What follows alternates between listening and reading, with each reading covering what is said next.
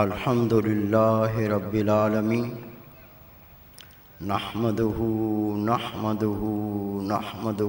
ونصلی علی رسولہ الکریم اما بعد فاعوذ باللہ من الشیطان الرجیم بسم اللہ الرحمن الرحیم یومئذ تحدث اخبارها صدق اللہ العلی العظیم ان اللہ ملائکتہ یصلون علی النبی یا ایھا الذین آمنوا صلوا علیہ وسلموا تسلیما اللہم صلی علی سیدنا مولانا محمد وعلی آل سیدنا مولانا محمد بارک وسلم علیہ۔ میرے عزیز دوستو، واجب احترام بزرگوں، انتہائی پیارے بیٹوں، میری پیاری ماؤں، بہنوں، بیٹیوں، عاجز نہ چیز پر تقصیر گناہگار بندے نے آپ کے سامنے اللہ تعالیٰ کے پاک کلام میں سے آیہ کریمہ تلاوت کرنے کا شرف حاصل کیا۔ رب العزت سے دعا ہے وہ پاک ذات عاجز کو صحیح مفہوم بیان کرنے کی، آپ سب کو سننے کی، ہم سب کو اس پر عمل کرنے کی توفیق عطا فرمائے۔ اس سے پہلے کہ اصل مفہوم بیان کروں، چند تمہیدی کلمات عرض کروں گا۔ سکون سے بیٹھیں، اطمینان سے بیٹھیں۔ یہ ایسی مجلس نہیں کہ ڈرامہ دیکھ رہے ہیں، بیچ میں اٹھ کے چلے جائیں، شروع میں اٹھ کے چلے جائیں۔ ڈرامہ دیکھا تو خیر ہے، نہ دیکھا تو خیر ہے، مکمل دیکھا تو خیر ہے، آدھا دیکھا تو خیر ہے۔ ڈرامہ نہیں ہے، آج قرآن و حدیث آپ سننے کے لیے بیٹھے ہیں۔ جو قرآن و حدیث سننے کے لیے بیٹھے اور اپنا منہ پھیر کے چلا جائے، اس سے بڑا بد نصیب کون ہوگا؟ لمبا پروگرام نہیں ہے، ساری رات نہیں چلے گا، چند مقصد کی باتیں عرض کروں گا۔ اللہ کی قسم، اگر دل کے کانوں سے سنی، اپنی اصلاح چاہی تو دن لگیں گے، اللہ دل کو پلٹ دے گا، اللہ تعالیٰ دل کو تبدیل کر دے گا، اللہ تعالیٰ اپنا رنگ چڑھا دے گا۔ اور قرآن پاک پڑھ لو، رب کہتا ہے رنگ تو میرا ہے، اور جس پہ میرا رنگ چڑھ جاتا ہے یہ ایسا رنگ ہے پھر یہ مٹا نہیں کرتا۔ میرے بیٹے، میرے بھائی، میری پیاری بہن، میری بیٹی، آپ جس مجلس میں بیٹھے ہیں، قرآن و حدیث سن رہے ہیں، اس مجلس کی پہلے شان سن لیں۔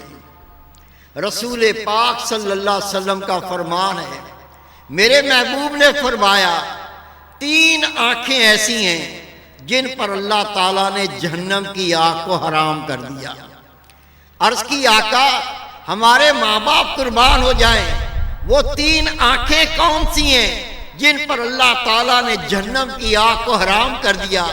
اللہ کے محبوب حضرت محمد مصطفیٰ احمد مجتبیٰ نور مجسم صلی اللہ علیہ وسلم نے فرمایا، سب سے پہلی وہ آنکھ جو حرام دیکھنے سے باز آئی۔ موقع ملا، کسی کی ماں، کسی کی بہن، کسی کی بیٹی سامنے آ گئی، نفس چاہتا ہے اس کو دیکھ لوں، نفس چاہتا ہے اس کو دیکھ لوں، لیکن اس کے دل میں اللہ کا خوف ہے، اسے پتا ہے یہ آنکھوں کا زنا ہے، اسے پتا ہے رسول پاک کا فرمان ہے، جس نے کسی غیر محرم کو شہوت کی نگاہ سے دیکھا، روز قیامت اللہ ان آنکھوں میں سیسا پگھلا کے ڈالے گا۔ اس اللہ کے بندے کو رب کا خوف ہے۔ رسول پاک نے فرمایا پہلی وہ آنکھ جس پر اللہ نے جہنم کی آگ کو حرام کیا، یہ وہ آنکھ ہے جب اس کے سامنے کسی کی ماں، کسی کی بہن، کسی کی بیٹی سامنے آ جائے، یہ اللہ کے خوف سے نظر کو جھکا لے، یہ آنکھ سے حرام نہ دیکھے۔ رسول پاک فرماتے ہیں اس پر جہنم کی آگ کو اللہ تعالیٰ نے حرام کر دیا۔ دوسرا، اللہ کے محبوب فرماتے ہیں وہ آنکھ جو اللہ کی راہ میں جاگتی ہے، اللہ نے اس آنکھ پر جہنم کی آگ کو حرام کر دیا۔ آپ خدا کی قسم اس لیے بیٹھے ہوئے ہیں کہ اللہ خوش کر دے، رسول پاک خوش ہو جائیں، ہم قرآن پاک کو سن کے ہدایت پالیں، ہم اللہ کے محبوب کا در سن کے اپنے رستوں کو جنت کی راہ کی اوپر بنا لیں۔ ہم اس لیے بیٹھے ہیں کہ اللہ تعالیٰ کے احکامات کو سنیں، اس پہ عمل کریں اور اللہ اس کا محبوب خوش ہو جائے۔ رسول پاک نے فرمایا وہ آنکھ جو رات کو اللہ کے لیے جاگتی ہے، اللہ نے اس پر جہنم کی آگ کو حرام کر دیا۔ تیسرا، رسول پاک فرماتے ہیں وہ آنکھ جو اپنے گناہوں کو یاد کر کے روتی ہے، آنکھ سے آنسو بہہ جاتا ہے، اللہ نے اس کی آنکھ پر جہنم کی آگ کو حرام کر دیا۔ ایک صحابی رسول اٹھ کے کھڑے ہو گئے، ہاتھ باندھ کر کرتے ہیں آقا میرے ماں باپ قربان ہو جائیں، میں اللہ کے خوف سے روتا ہوں، میں اللہ کے ڈر سے روتا ہوں۔ آپ نے فرمایا جس کی آنکھ اللہ کے خوف سے روتی ہے اس پر جہنم کی آگ کو حرام کر دیا، لیکن آقا میں یہ چاہتا ہوں میرا سارا جسم جہنم کی آگ کے لیے حرام ہو جائے، میرا سارا جسم جہنم کی آگ سے بچ جائے۔ رسول پاک نے بددعا والا مکھڑا اٹھایا، اس صحابی رسول کو دیکھا جس کی آنکھوں سے آنسو روا تھے، جو اللہ کے خوف سے رو رہا تھا۔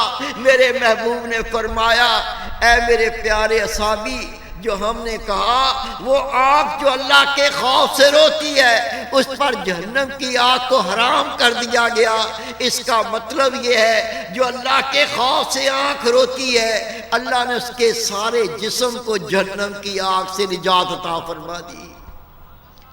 یہ جس مجلس میں بیٹھے ہیں، اللہ کی راہ میں بیٹھے ہیں، اللہ کے لیے جاگ رہے ہیں، اور اگر کوئی بات دل کو لگ گئی، قرآن پاک کا نور دل میں منتقل ہو گیا، خدا کے محبوب کی بات دل پہ اثر کر گئی اور آنکھوں سے دو آنسو ٹپک گئے، خدا کی قسم یہ دو آنسو جہنم کی آگ کے لیے پورے جسم کو نجات والا بنا دے گا۔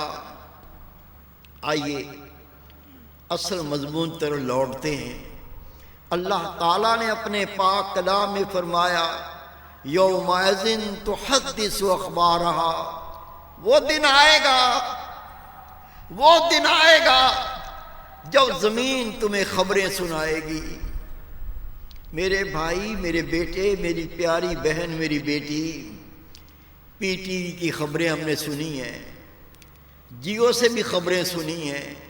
کئی بار یہ چینل والے کہتے ہیں کہ وہ خبر غلط نشر ہو گئی، لیکن آج جو آپ کو خبریں سنائی جائیں گی یہ بی بی سی لندن کی خبریں نہیں ہیں، یہ جیو کی نیوز نہیں ہیں، میں آج آپ کو اللہ اس کے رسول کی خبریں سنانا چاہتا ہوں، جس میں کوئی کمی نہیں، جس میں کوئی غلطی نہیں، جس میں کوئی شک نہیں۔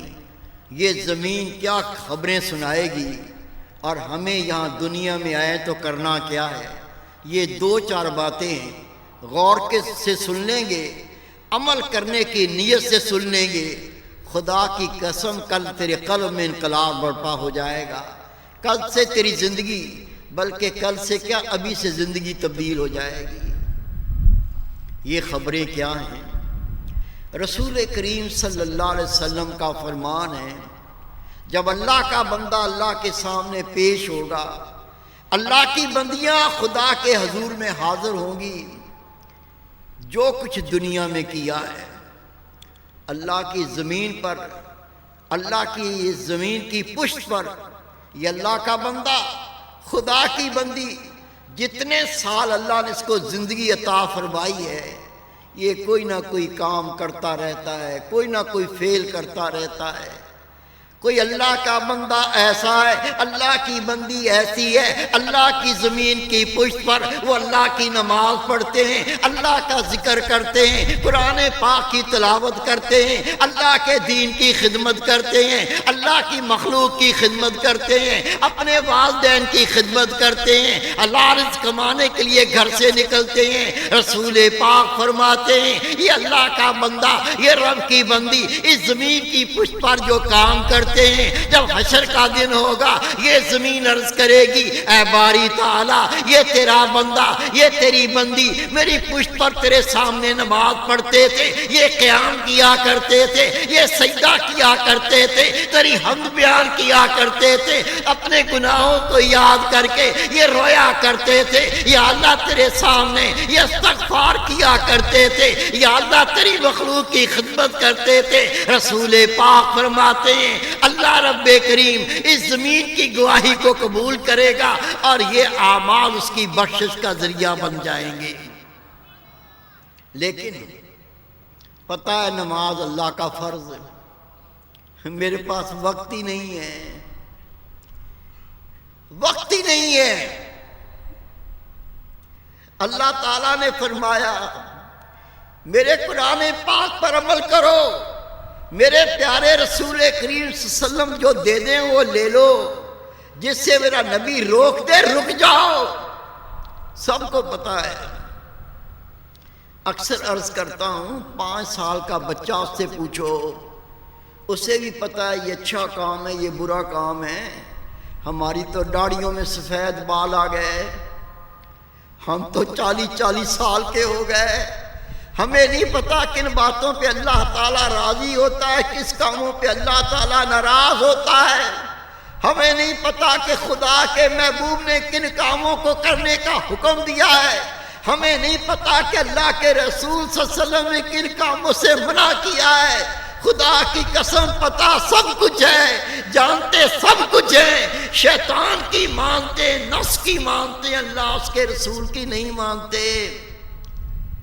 یہ زمین کیا خبریں دے گی اگر اللہ کا ذکر نہیں کیا، اگر اللہ کی نماز نہیں پڑھی، اگر گناہوں کو نہیں چھوڑا، اللہ کی نافرمانی نہیں چھوڑی۔